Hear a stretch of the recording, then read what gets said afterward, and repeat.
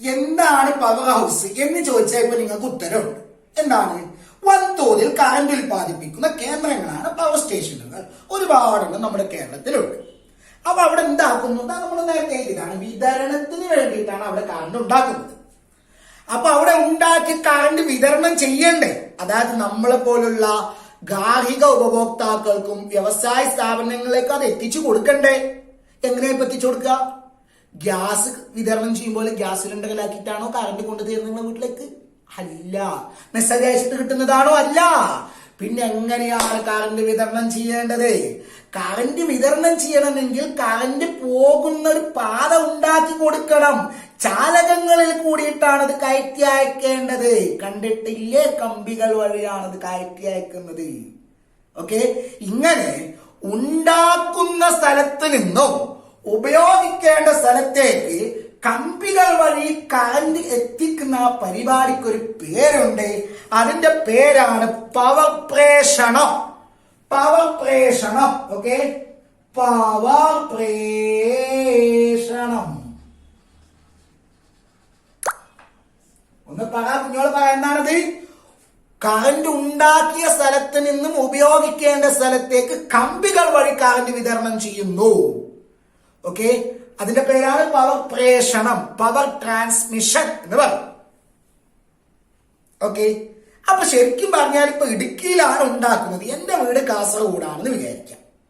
അപ്പൊ ഇടുക്കിയിൽ നിന്നും കാസർഗോഡേക്ക് നേരിട്ട് കമ്പി കൊണ്ടുവരാൻ പറ്റുവാ? ഇല്ല. എന്ത് സംഭവിക്കും? അതിങ്ങനെ എന്താ പറയാ, വെയിറ്റ് മുഖേന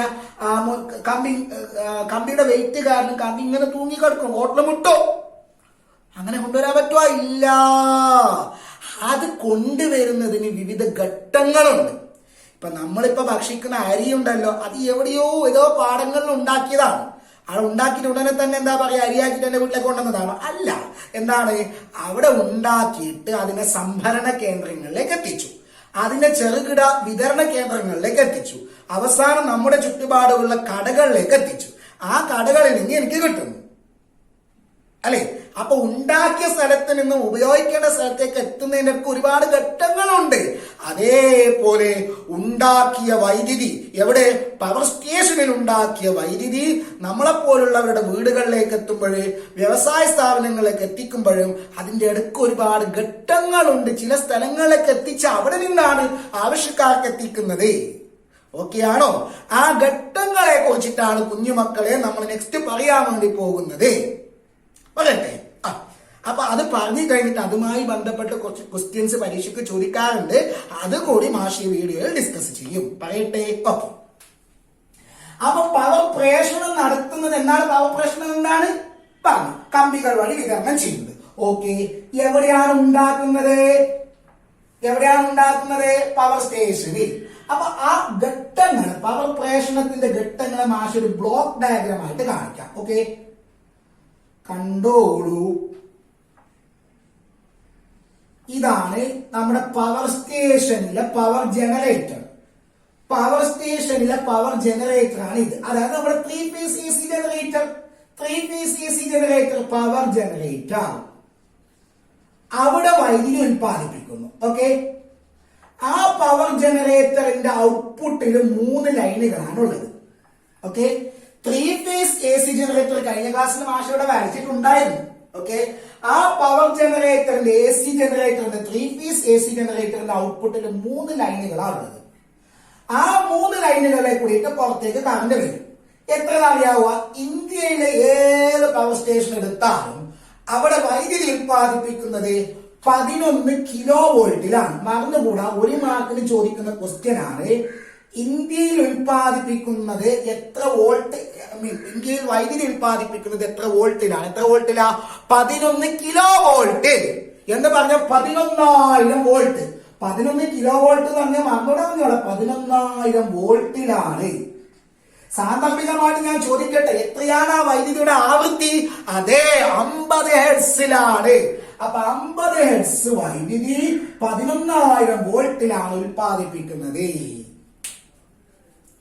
അങ്ങനെ ഉൽപ്പാദിപ്പിച്ചിട്ടായിട്ട് ഡയറക്റ്റ് കയറ്റിയേക്കുന്നതല്ല, അവിടെ വെച്ച് തന്നെ ആ പവർ സ്റ്റേഷനിൽ വെച്ച് തന്നെ ഒരു കാര്യം ചെയ്യുന്നത് അറിയാവുക? ആ 11 കിലോ വോൾട്ടിനെ 220 കിലോ വോൾട്ട് ആക്കി മാറ്റും. 11 കിലോ വോൾട്ട് എ സിയെ 220 കിലോ വോൾട്ട് എ സി ആക്കി മാറ്റും. വോൾട്ടേജ് കൂട്ടിയതാണോ കുറച്ചതാണോ? കൂട്ടിയത്. ഒരുപാട് കൂട്ടി. എ സി വോൾട്ടേജ് കൂട്ടുന്ന ആളെ പേരെന്താ? Step up transformer. അതായത് ഈ പവർ ജനറേറ്ററിൽ നിന്നും ഉൽപ്പാദിപ്പിക്കുന്ന ഈ 11 കിലോ വോൾട്ടിലുള്ള കറന്റ് ഉണ്ടല്ലോ, അതിനെ നേരെ അവിടെ തന്നെയുള്ള ഒരു സ്റ്റെപ്പ് അപ്പ് ട്രാൻസ്ഫോമറിലേക്ക് കൊടുക്കും. എന്താണ് ഒരു step up transformer? Step up transformer. അപ്പൊ മാഷിനോട് ചോദിക്കട്ടെ, ഈ സ്റ്റെപ്പ് അപ്പ് ട്രാൻസ്ഫോമർ എന്താ ചെയ്തത്? 11 കിലോ വോൾട്ടിനെ 220 കിലോ വോൾട്ട് ആക്കി മാറ്റി. അതായത് സ്റ്റെപ്പ് അപ്പ് ട്രാൻസ്ഫോമറിന്റെ ഔട്ട്പുട്ട് 220 കിലോ വോൾട്ട് ആണ്. അപ്പൊ ഞാൻ ചോദിക്കട്ടെ, ഇതിന്റെ ഇൻപുട്ട് എത്ര? അത് 11 കിലോ വോൾട്ട്. അതായത് ഈ സ്റ്റെപ്പ് അപ്പ് ട്രാൻസ്ഫോമറിന്റെ ഇൻപുട്ട് എന്ന് പറയുന്നത് പവർ ജനറേറ്ററിന്റെ ഔട്ട്പുട്ട് ആണ്. പവർ ജനറേറ്ററിന്റെ ഔട്ട്പുട്ട് 11 കിലോ വോൾട്ട്. അപ്പൊ ഇതിന്റെ ഇൻപുട്ട് എന്താ? പവർ ജനറേറ്ററിന്റെ ഇൻപുട്ട് എന്താ? യാന്ത്രികോർജം. ജനറേറ്ററിന്റെ ഇൻപുട്ട് യാന്ത്രികോർജമാണ്. യാന്ത്രികോർജം കൊടുത്തപ്പോൾ ഇയാൾ എന്താക്കി? 11 കിലോ വോൾട്ടിലുള്ള വൈദ്യുതോർജം തന്നു. ആ വൈദ്യുതോർജത്തിന്റെ സ്റ്റെപ്പ് അപ്പ് ട്രാൻസ്ഫോമറിലേക്ക് കൊടുത്തപ്പോൾ 220 കിലോ വോൾട്ടിലുള്ള ഉയർന്ന വോൾട്ടേജിലുള്ള കറന്റ് തന്നു. ഓക്കെ, ഇതൊക്കെ ചെയ്തത് എവിടെ വെച്ചിട്ടാണ്? പവർ സ്റ്റേഷനിൽ വെച്ചിട്ടാണ്. അപ്പൊ ഇത്രയും ഉള്ളത് പവർ സ്റ്റേഷനിൽ തന്നെയാണ്. ഇത്രയും ചേർന്നതാണ് പവർ സ്റ്റേഷൻ. ഓക്കെ, ഇത്രയും ചേർന്നതാണ് നമ്മുടെ പവർ സ്റ്റേഷൻ. ഓക്കെ, ഇതാണ് പവർ സ്റ്റേഷൻ. പവർ സ്റ്റേഷൻ ഇത്രയും ചേർന്നതാണ് നമ്മുടെ പവർ സ്റ്റേഷൻ. ഓക്കെ, ഇതെന്താണെന്ന് അറിയാവോ? അങ്ങനെ ഉൽപ്പാദിപ്പിച്ചു, കയറ്റി അയച്ചു, പ്രേഷണം നടത്തി. അപ്പൊ അവിടെ ഒരു പ്രധാനപ്പെട്ട ഒരു ക്വസ്റ്റ്യൻ ഉണ്ട്. അതിന്റെ ഉത്തരം അടുത്ത വീഡിയോയിൽ മാത്രമേ പറയുള്ളൂ.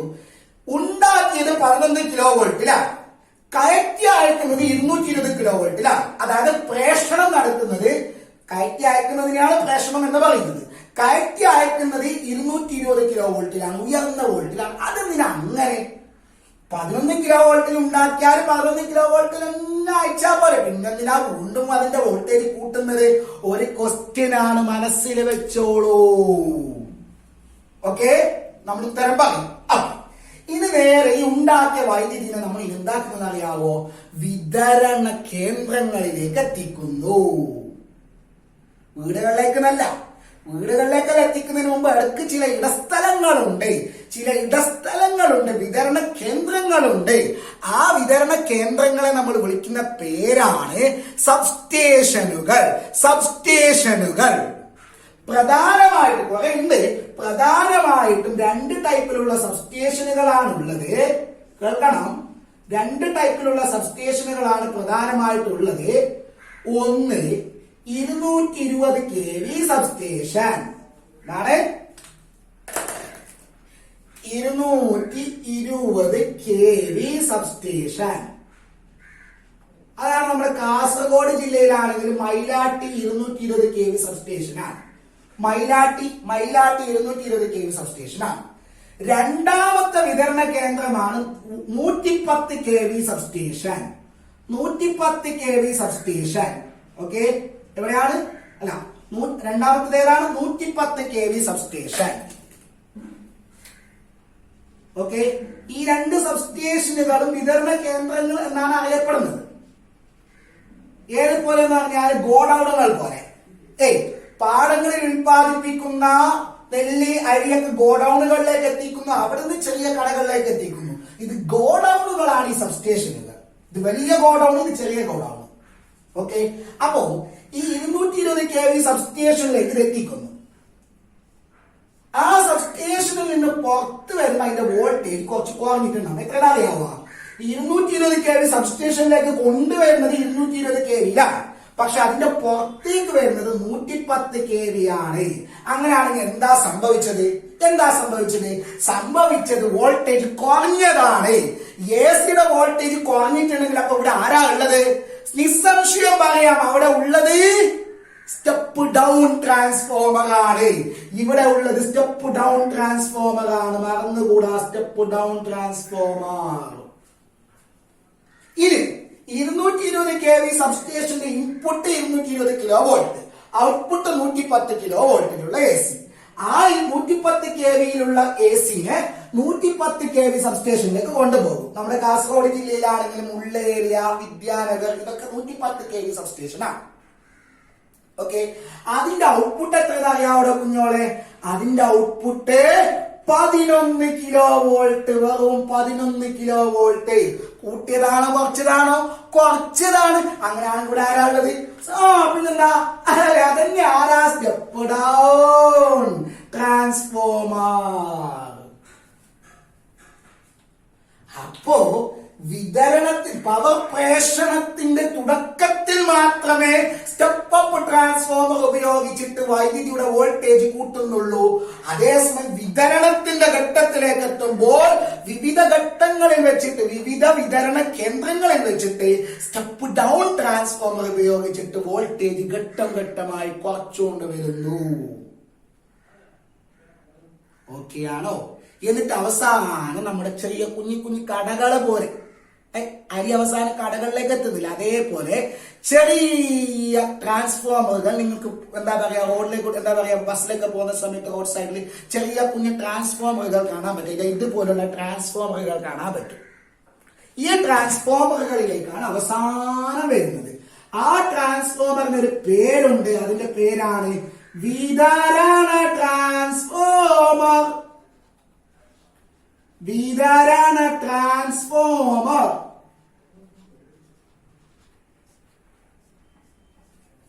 നിങ്ങൾ വിചാരിക്കരുത് ഇങ്ങനെ ഒരു പവർ സ്റ്റേഷൻ എടുത്താൽ ആ പവർ സ്റ്റേഷന്റെ പരിധിയിൽ ആകെ ഒരു സബ്സ്റ്റേഷൻ, ഒരു 220 kV സബ്സ്റ്റേഷൻ, ആകെ ഒരു 110 kV സബ്സ്റ്റേഷൻ, ആകെ ഒരു വിതരണ ട്രാൻസ്ഫോമർ അല്ല.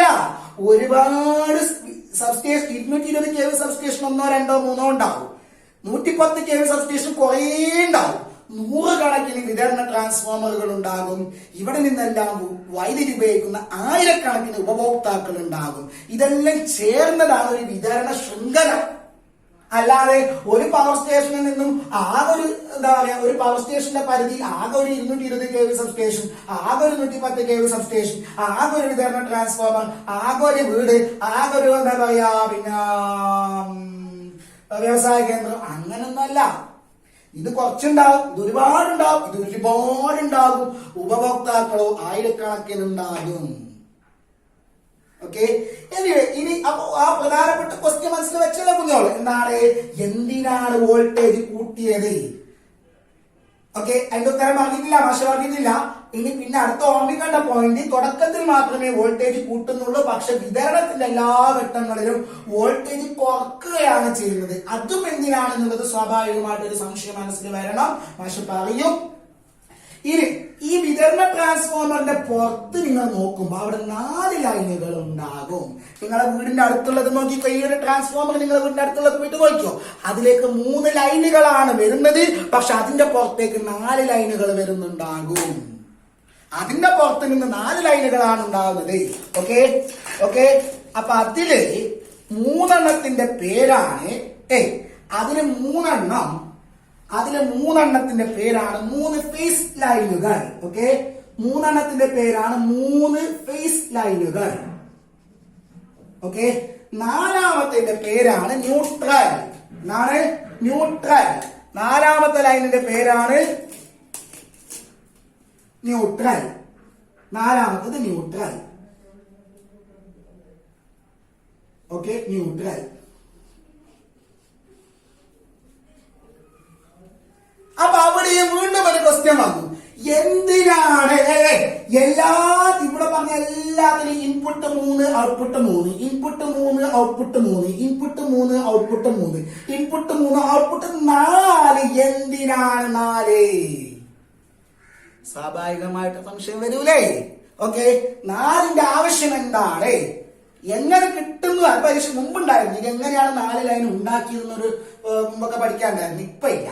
എല്ലാത്തിനും പുറത്തേക്ക് 3 ലൈനിലേ കിട്ടി, ഇവിടുന്ന് മാത്രം ഇങ്ങനെ 4 ലൈന് കിട്ടി. അതൊരു ക്വസ്റ്റ്യൻ ആണ്, പക്ഷെ നമുക്ക് ഇക്കാലം പഠിക്കാറില്ല. അപ്പൊ എന്തിനാണ് ഈ 4 ലൈനുകൾ? പ്രധാനപ്പെട്ട ഒരു ക്വസ്റ്റ്യൻ ആണ്. ആ ക്വസ്റ്റ്യൻ എല്ലാം മനസ്സിലാക്കണം. അടുത്ത വീഡിയോകളിൽ മാഷ് അത് പറയും, എക്സ്പ്ലെയിൻ ചെയ്യും. ഓക്കെ. ഇനി ഇവിടെ ഇനി ഈ ലൈനുകളെ കുറിച്ചിട്ടാണ് മാഷ് പറയുന്നത്. അതിന് മുമ്പ് ഇവിടെ നിങ്ങൾ ഓർമ്മിച്ച് വെക്കേണ്ട ഒരു പോയിന്റ് മാഷ് പറയുന്നത് 2-3 പോയിന്റുകൾ. ഒന്ന്, ഇന്ത്യയിൽ ഉത്പാദിപ്പിക്കുന്നത് 11,000 വോൾട്ടിലാണ്, അല്ലെങ്കിൽ 11 കിലോ വോൾട്ടിലാണ്. വോൾട്ടേജ് കൂട്ടുന്നത് ഒരേ ഒരു സന്ദർഭത്തിൽ, തുടക്കത്തിൽ മാത്രം, പ്രേഷണത്തിന്റെ തുടക്കത്തിൽ മാത്രം സ്റ്റെപ്പ് അപ്പ് ട്രാൻസ്ഫോമർ ഉപയോഗിക്കുന്നു. ബാക്കി എല്ലാ സ്ഥലത്തും ഉപയോഗിക്കുന്നത് സ്റ്റെപ്പ് ഡൗൺ ആണ്. ഇത് സ്റ്റെപ്പ് ഡൗൺ ആണ്, ഇതും സ്റ്റെപ്പ് ഡൗൺ ആണ്, ഇതും സ്റ്റെപ്പ് ഡൗൺ ആണ് കേട്ടോ. അവിടെ ഞാൻ പറഞ്ഞില്ലല്ലോ, ഇവിടെ 2 തരത്തിലുള്ള വോൾട്ടേജ് കിട്ടും. ഒരു 230 വോൾട്ടും ഔട്ട്പുട്ടിൽ കിട്ടും, 400 വോൾട്ടും കിട്ടും. 2 തരത്തിലുള്ള വോൾട്ടേജ് കിട്ടും. അതെങ്ങനെയെന്ന് പറയാം. ഓക്കെ. അപ്പൊ എന്തായാലും അത് കുറവെന്നല്ലേ. 11 കിലോ വോൾട്ടിന് 230 വോൾട്ട്, വെറും 230 വോൾട്ട് ആക്കി കുറച്ചു. അപ്പൊ ഇവിടെയും സ്റ്റെപ്പ് ഡൗൺ ആണ്, എല്ലാവർക്കും സ്റ്റെപ്പ് ഡൗൺ ആണ്. ഇവിടെ മാത്രമേ സ്റ്റെപ്പ് അപ്പ് ഉപയോഗിക്കുന്നുള്ളൂ. അപ്പൊ ആ പോയിന്റ് ഒന്ന് സ്ട്രെസ് ചെയ്ത് പഠിക്കുക. പവർ സ്റ്റേഷനിൽ ഉപയോഗിക്കുന്നത് പവർ സ്റ്റേഷനിൽ സ്റ്റെപ്പ് അപ്പ് ട്രാൻസ്ഫോമർ. ഓക്കെ. അതേസമയം വിതരണ സബ്സ്റ്റേഷനുകളില്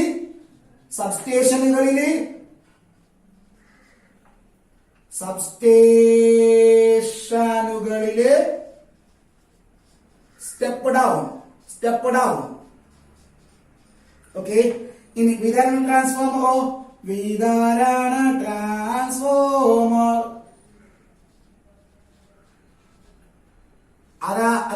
അതും സ്റ്റെപ്പ് ഡൗൺ ആണ്. ഓക്കെ. അതും സ്റ്റെപ്പ് ഡൗൺ ആണ്. ഓക്കെ. ഇത് മനസ്സിലൊന്ന് ഉറപ്പിച്ചു വെച്ചേക്കാം.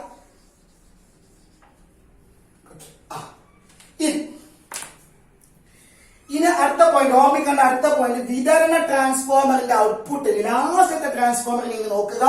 ലാസ്റ്റത്തെ ട്രാൻസ്ഫോമറിന്റെ ഔട്ട്പുട്ടിൽ 4 ലൈനാണുള്ളത്. അതിൽ 3 ഫേസും ഒരു ന്യൂട്രലും. ഓക്കെ. അടുത്ത പോയിന്റ്, വിതരണ ട്രാൻസ്ഫോമറിന്റെ ഔട്ട്പുട്ടിൽ 4 ലൈനുകൾ, 3 ഫേസ് ഒരു ന്യൂട്രൽ, 3 ഫേസ് ഒരു ന്യൂട്രൽ, 3 ഫേസ് ഒരു ന്യൂട്രൽ. ഓക്കെ. നെക്സ്റ്റ്, അതിൽ ഈ ന്യൂട്രലിന്റെ പ്രത്യേകത എന്താണ്? നിങ്ങൾ ഇന്ന് നോക്കിക്കോ. അതിലെ 4ാമത്തെ ലൈൻ, നിങ്ങൾ അവിടെ പോയിട്ട് നോക്കിയാൽ, നിങ്ങളെ വീടിന്റെ അടുത്തുള്ള പോയി നോക്കിയാൽ മതി. ആ 4ാമത്തെ ലൈനിനെ ഭൂമിയിൽ കുഴിച്ചിട്ടിട്ടുണ്ടാവും, എർത്ത് ചെയ്തിട്ടുണ്ടാവും. എന്താണ്? എർത്ത് ചെയ്തിട്ടുണ്ടാവും. എർത്ത് ചെയ്താൽ പിന്നെ പൊട്ടൻഷ്യൽ 0മായി. ഒരു ചാലകത്തിന് എർത്ത് ചെയ്താൽ പൊട്ടൻഷ്യൽ 0മായി. അപ്പൊ ന്യൂട്രലിന്റെ പൊട്ടൻഷ്യൽ 0മാണ്. ഓക്കെ. ന്യൂട്രലിന്റെ പൊട്ടൻഷ്യൽ 0മാണ്. ഓക്കെ. അപ്പൊ ഇനി മാഷ് അടുത്ത പറഞ്ഞു നോക്കുക. ഇതൊക്കെ മാഷ് വായിക്കാണ്, ഇതൊക്കെ വായിക്കാണ്. നമുക്ക് അത്യാവശ്യമുള്ള മാത്രം പറയാണ് മാഷ്. നോക്കോ,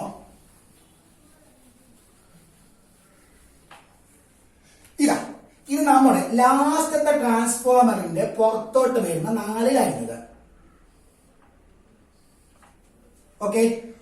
ഫേസ് ന്യൂട്രൽ. ന്യൂട്രലിന്റെ പൊട്ടൻഷ്യൽ എത്രയാ? ന്യൂട്രലിന്റെ പൊട്ടൻഷ്യൽ എല്ലായ്പ്പോഴും 0മാണ്. ഓക്കെ. ഇനിയില്ലേ, നമ്മൾ ഈ 4 വ്യത്യസ്ത ലൈനുകൾ തമ്മിലുള്ള പൊട്ടൻഷ്യൽ വ്യത്യാസം പറയാൻ പോവാണ്. കേൾക്കണം. 2 ലൈനുകൾ തമ്മിലുള്ള പൊട്ടൻഷ്യൽ വ്യത്യാസം, പൊട്ടൻഷ്യൽ അല്ല, പൊട്ടൻഷ്യൽ വ്യത്യാസം. അതായത് ഒന്നിന്റെ പൊട്ടൻഷ്യലും മറ്റൊന്നിന്റെ പൊട്ടൻഷ്യലും തമ്മിലുള്ള വ്യത്യാസം.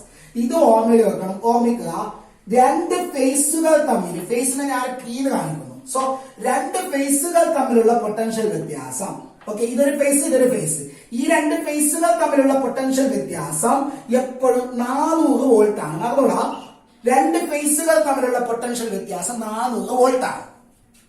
ഫേസും ന്യൂട്രലും തമ്മിലുള്ള പൊട്ടൻഷ്യൽ വ്യത്യാസം 230 വോൾട്ട് ആണ്. ഓക്കെ.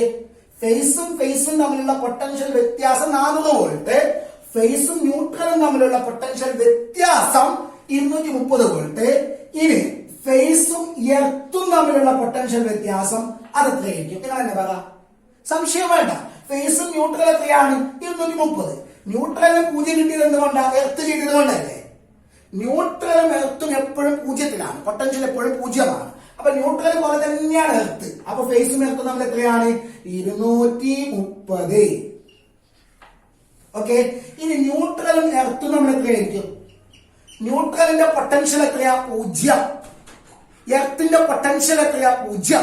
ഇതിന്റെ പൊട്ടൻഷ്യൽ മൈനസ് ഇതിന്റെ പൊട്ടൻഷ്യൽ 0 മൈനസ് 0 0 വോൾട്ട്.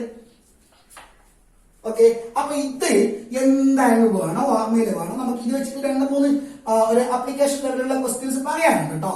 ഓക്കെ, അപ്പൊ ഇതാണ് പ്രധാനപ്പെട്ട 4 പൊട്ടൻഷ്യൽ വ്യത്യാസങ്ങൾ. ഓക്കെ, ഇനി നമ്മളെ വീടുകളിൽ ഉപയോഗിക്കുന്ന എല്ലാ ഉപകരണങ്ങളും എന്തുമാവട്ടെ, ലാമ്പാവട്ടെ അല്ലെങ്കിൽ ഫ്രിഡ്ജാവട്ടെ വാഷിംഗ് മെഷീൻ ആവട്ടെ, എന്തുമായിക്കൊള്ളട്ടെ, അത് ഡിസൈൻ ചെയ്തിട്ടുള്ളത് 230 വോൾട്ടിൽ പ്രവർത്തിക്കുന്ന രീതിയിലാണ്. 230 വോൾട്ട് പരമാവധി അതിന് കൊടുക്കാൻ പാടുള്ളൂ. അങ്ങനെയാണെങ്കിൽ നമ്മുടെ വീടുകളിലേക്ക് കൊടുക്കേണ്ട ലൈൻ ഏതാ? നമ്മുടെ വീടുകളിലേക്ക് ഈ 4 എണ്ണത്തിൽ ഏത് ലൈൻ കൊടുക്കും? ഒരു ഫേസും ഒരു ന്യൂട്രലും. നോക്കിക്കോ, നിങ്ങളുടെ വീടുകളുടെ അടുത്തേക്ക് വന്നിട്ടുള്ള പോസ്റ്റിൽ നിന്ന് നിങ്ങളുടെ വീടുകളിലേക്ക് 2 ലൈനുകളാണ് വലിച്ചിട്ടുണ്ടാവുക, എടുത്തിട്ടുണ്ടാവുക. അതിലൊന്ന് ഫേസ് ആണ്, ഒന്ന് ന്യൂട്രൽ ആണ്. എന്തിനാണത്? 230 വോൾട്ട് കിട്ടാനാണ്. ഓക്കെ ആണോ? അപ്പൊ 230 വോൾട്ട് കിട്ടണമെങ്കിൽ ന്യൂട്രൽ എന്തായാലും വേണ്ടേ? അതുകൊണ്ടാണ് 4ാമത്തെ ലൈൻ ഇവിടെ നിന്ന് എടുത്തത്. 3 ലൈന് മാത്രമാണ് ഫേസ് മാത്രം. 2 ഫേസ് വെച്ച് ഒരിക്കലും 230 വോൾട്ട് കിട്ടൂല, 400 വോൾട്ടേ കിട്ടുള്ളൂ. അപ്പൊ 230 വോൾട്ട് കിട്ടണമെങ്കിൽ ഒരു ന്യൂട്രൽ എന്തായാലും വേണം. ന്യൂട്രൽ കിട്ടാൻ വേണ്ടിയിട്ടാണ് ലാസ്റ്റത്തെ ട്രാൻസ്ഫോമറിന്റെ ഔട്ട്പുട്ടിൽ നിന്ന് 4ാമത്തെ ഒരു ലൈൻ എടുത്തത്. അതിനെ എർത്ത് ചെയ്തിട്ട് അതിനെ 0 വോൾട്ടിലേക്ക് ആക്കി മാറ്റി. അപ്പൊ ഒരു ഫേസും ന്യൂട്രൽ എടുക്കുമ്പോൾ 230 വോൾട്ട്. മനസ്സിലായ? ഓക്കെ, ഇനി ഇതുമായി ബന്ധപ്പെട്ട് പിന്നിലെ ചെറിയ വ്യവസായ കേന്ദ്രങ്ങളിലേക്കാണ്, അതായത് അരിമില്ലി പോലുള്ള വ്യവസായ കേന്ദ്രങ്ങളിൽ അവിടുത്തെ മെഷീനൊക്കെ വർക്ക് ചെയ്യുന്നത് 400 വോൾട്ടിലാണ്. അപ്പൊ അവർക്ക് 2 ഫേസ് ലൈൻ കൊടുക്കും. 2 ഫേസ് കൊടുത്തു കഴിഞ്ഞാൽ 400 വോൾട്ട് ആയില്ലേ? മനസ്സിലായ? ഇനിയില്ല, ഇതുമായി ബന്ധപ്പെട്ടിട്ട് നമ്മൾ സാധാരണ പരീക്ഷയ്ക്ക് ചോദിക്കാറുള്ള ക്വസ്റ്റ്യൻ ആണ് മാസ്റ്റർ പറയുന്നത്.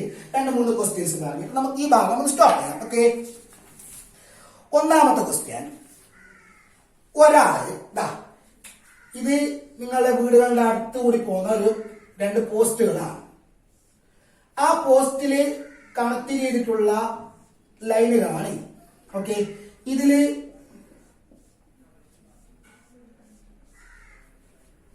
ഇത് ഫേസ്, ഇത് ഫേസ്, ഇത് ന്യൂട്രല്, ഇത് ഫേസ് വിചാരിക്കാം. ഒരാൾ എന്താക്കി എന്ന് പറഞ്ഞാല് ഫേസ് ലൈനിൽ പിടിച്ചു, ഫേസിൽ പിടിച്ചു. അയാളെ ഒരു കൈ ഫേസിൽ പിടിച്ചു, മറ്റേ ഫേസിൽ പിടിച്ചിട്ട് ഇങ്ങനെ തൂങ്ങിക്കിടന്നു. പക്ഷെ കാൽ നിലത്ത് തൊട്ടിട്ടില്ല. അയാൾക്ക് ഷോക്ക് ഏൽക്കുക.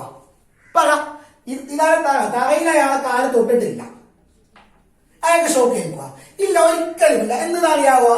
എപ്പോഴാണ് കറണ്ട് പ്രവഹിക്കുക? ഞങ്ങളോട് പണ്ടേ പറഞ്ഞിട്ടുണ്ട്, ഒന്ന് സർക്യൂട്ട് പൂർത്തിയാവണം, 2 പൊട്ടൻഷ്യൽ വ്യത്യാസം വേണം. ഇവിടെ സർക്യൂട്ട് പൂർത്തിയായിട്ടില്ല, ഇയാളെ കാല് ഭൂമിയിലേക്ക് തൊട്ടിട്ടില്ല, ഇവിടെ വിടവുണ്ട്. ഓക്കെ, ഇവിടെ വിടവുണ്ട്. അതുകൊണ്ട് തന്നെ ഇവിടെ പൊട്ടൻഷ്യൽ വ്യത്യാസം ഇല്ലാത്തത് കൊണ്ട്, പൊട്ടൻഷ്യൽ വ്യത്യാസം ഇല്ലാത്തതല്ല, ഇവിടെ സർക്യൂട്ട് പൂർത്തിയാവാത്തത് കൊണ്ട് അയാൾക്ക് ഷോക്ക് ഏൽക്കാൻ സാധ്യതയില്ല. അതേസമയം അയാളുടെ കാലെങ്ങാനും ഭൂമിയിൽ തൊട്ടാൽ എന്തായി? ഇവിടെ ഒരു സർക്യൂട്ട് പൂർത്തിയായി, പൊട്ടൻഷ്യൽ വ്യത്യാസമുണ്ട്. ഇതെന്നാണ്? ഇത് ഫേസ് ആണ്. ഫേസും എർത്തും തമ്മിൽ എത്ര പൊട്ടൻഷ്യൽ വ്യത്യാസമുണ്ട്? 230 വോൾട്ട് പൊട്ടൻഷ്യൽ വ്യത്യാസമുണ്ട്.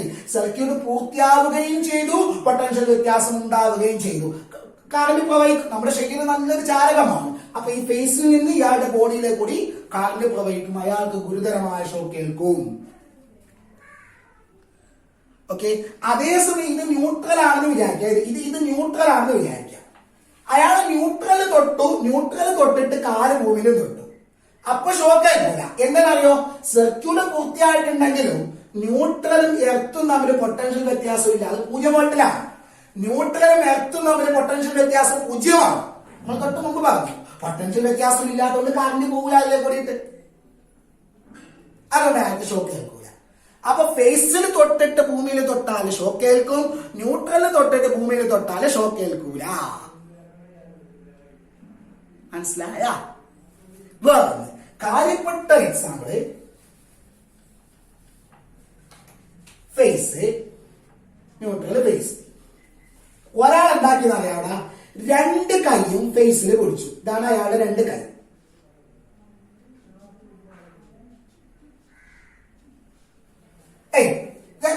ഒറ്റ ഫേസില് ഒരു ഫേസിൽ പിടിച്ചിട്ട് ഇങ്ങനെ തോന്നി.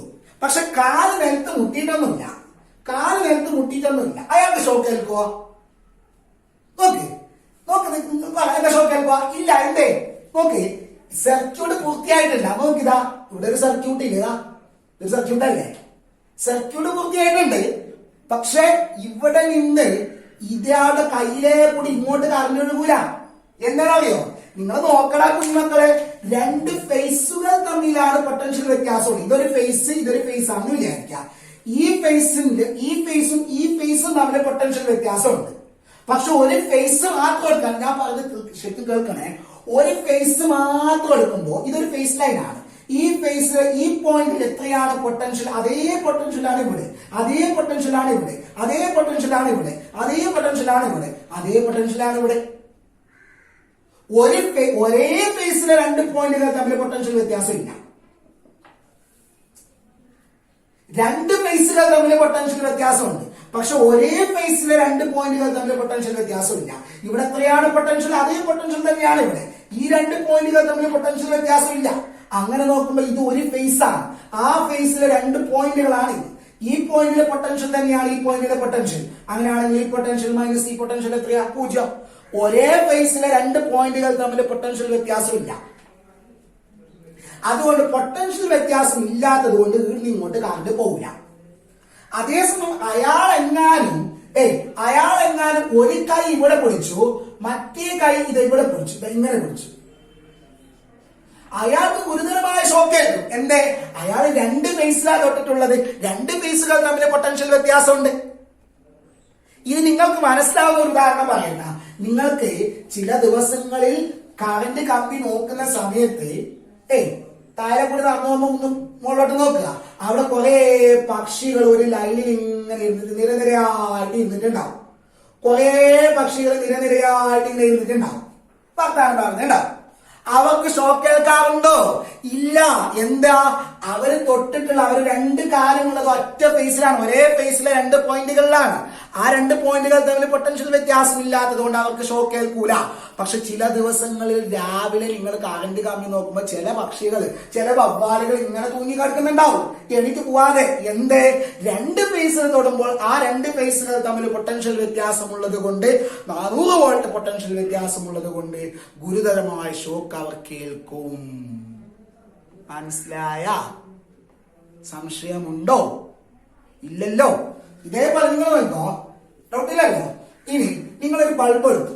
ഇതാണ് ബൾബ്. ആ ബൾബിന് ഇതാ ഒരു ഫേസിലെ രണ്ട് പോയിന്റുകൾ ഇടയിൽ ഇങ്ങനെ വെച്ചു.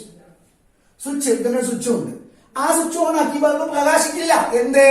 സർക്യൂട്ട് പൂർത്തിയായിട്ടുണ്ടെങ്കിലും ഈ പോയിന്റും തമ്മിൽ എന്തില്ല? പൊട്ടൻഷ്യൽ വ്യത്യാസമില്ല. അതുകൊണ്ട് ബൾബ് പ്രകാശിക്കില്ല. മനസ്സിലായ? ഓക്കെ. ഇനി ഇതുമായി ബന്ധപ്പെട്ടിട്ടുള്ള ഒരു രണ്ട് ക്വസ്റ്റ്യന് മാഷ് നിങ്ങൾക്ക് പറഞ്ഞു തരാണ്. അപ്പൊ ഇത് ജസ്റ്റ് ഒന്ന് നോക്കാം. ഓക്കെ കുഞ്ഞോൾ, ആ ബോർഡിൽ തന്നിട്ടുള്ളത് ഒരു 230 വോൾട്ടിൽ പ്രവർത്തിക്കുന്ന ലാമ്പ് ഒരു വിതരണ ട്രാൻസ്ഫോമറിന്റെ ഔട്ട്പുട്ടിൽ ബന്ധിപ്പിച്ചിട്ടുള്ള ചിത്രങ്ങളാണ്. ഈ 4 എണ്ണത്തിലും സ്വിച്ച് ഓൺ ആക്കിയാൽ എന്ത് കാണുമെന്ന് നിങ്ങൾ എന്നോട് പറയുമോ? ഒന്നാമത്തെ എന്താണ്? സ്വിച്ച് ഓൺ ആക്കി കഴിഞ്ഞാൽ ബൾബ് പ്രകാശിക്കുമോ? ഇത് 230 വോൾട്ടിൽ പ്രവർത്തിക്കുന്ന ലാമ്പാണ്. ബൾബ് പ്രകാശിക്കുമോ? തീർച്ചയായിട്ടും പ്രവർത്തിക്കും. എന്തുകൊണ്ട്? ഈ ബൾബ് ഘടിപ്പിച്ചിട്ടുള്ളത് ഫേസിലും ന്യൂട്രലിലുമാണ്. ഫേസും ന്യൂട്രലും തമ്മിലുള്ള പൊട്ടൻഷ്യൽ വ്യത്യാസം എത്രയാണ്? 230 വോൾട്ട് ആണ്. സോ അതുകൊണ്ട് തന്നെ നമ്മുടെ ബൾബിന് ആവശ്യമായിട്ടുള്ള വോൾട്ടേജ് കിട്ടുന്നുണ്ട്. ഓക്കെ. ഇനി അടുത്തത്, അപ്പൊ ഈ ബൾബ് പ്രകാശിക്കും കേട്ടോ. സ്വിച്ച് ഓൺ ആക്കിയാൽ ഇത് പ്രകാശിക്കും, ഉറപ്പായിട്ടും പ്രകാശിക്കും. ഇനി സ്വിച്ച് ഓൺ ആക്കിയാൽ ഇത് പ്രകാശിക്കോ?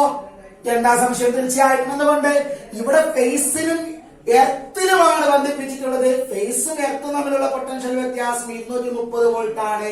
ബൾബിന് ആവശ്യമായിട്ടുള്ള വോൾട്ടേജ് കിട്ടുന്നത് കൊണ്ട് ഇവിടെയും ബൾബ് പ്രകാശിക്കും. ഇനി അതേസമയം ഇവിടെയോ സ്വിച്ച് ഓൺ ആക്കി കഴിഞ്ഞാൽ ബൾബ് പ്രകാശിക്കോ? ഇല്ല. എന്തുകൊണ്ട്? ബൾബ് ബന്ധിപ്പിച്ചിട്ടുള്ളത് ഒരേ ഫേസിലാണ്. ഒരേ ഫേസിലെ രണ്ട് പോയിന്റുകൾ തമ്മിലുള്ള പൊട്ടൻഷ്യൽ വ്യത്യാസം 0 ആണ്. പൊട്ടൻഷ്യൽ വ്യത്യാസം 0 വോൾട്ട് ആയതുകൊണ്ട് ബൾബ് പ്രകാശിക്കില്ല. ഇനി ഇവിടെയോ, ഇവിടെ നോക്കേ, പിന്നെ ബൾബ് ബന്ധിപ്പിച്ചിട്ടുള്ളത് രണ്ട് വ്യത്യസ്ത ഫേസിലാണ്. അപ്പൊ സ്വിച്ച് ഓൺ ആക്കുമ്പോ രണ്ട് ഫേസുകൾ തമ്മിലുള്ള പൊട്ടൻഷ്യൽ വ്യത്യാസം 400 വോൾട്ടാണ്. എന്താണ് ബൾബിന് വേണ്ടത്? 230 വോൾട്ടാണ്. ബൾബിന് 230 വോൾട്ട് മതി. പക്ഷെ ബൾബിന് കൊടുക്കുന്നത് 400 വോൾട്ടാണ്. അമിതമായ വോൾട്ടേജ് കൊടുത്താല് പവർ കൂടും. ഓർമ്മയില്ലേ? VI. ഉയർന്ന വോൾട്ടേജ് കൊടുക്കുമ്പോ പവർ കൂടും. പവർ കൂടുമ്പോ ബൾബ് പൊട്ടിപ്പോകും. ഉയർന്ന പവറിൽ പ്രവർത്തിക്കുമ്പോൾ ബൾബ് ഫ്യൂസായി പോകും. മനസ്സിലായോ? ഇവിടെ പവർ പ്രേഷണത്തിന്റെ വിവിധ ഘട്ടങ്ങളും അതുമായി ബന്ധപ്പെട്ട ക്വസ്റ്റ്യനും ഞാൻ പറഞ്ഞു കഴിഞ്ഞു. അടുത്ത വീഡിയോയില് പവർ പ്രേഷണ സമയത്ത് നമ്മൾക്ക് നേരിടേണ്ടി വരുന്ന വളരെ പ്രധാനപ്പെട്ട ഒരു പ്രശ്നമുണ്ട്. എന്താണ് ആ പ്രശ്നം? ആ പ്രശ്നം എങ്ങനെയാണ് സോൾവ് ചെയ്യുന്നത്? കൂടാതെ നമ്മുടെ 2-3 ക്വസ്റ്റ്യൻസിന് ഉത്തരം നമുക്ക് കിട്ടിയിട്ടില്ല. അതും അടുത്ത വീഡിയോയിൽ കിട്ടും. ഓക്കെ.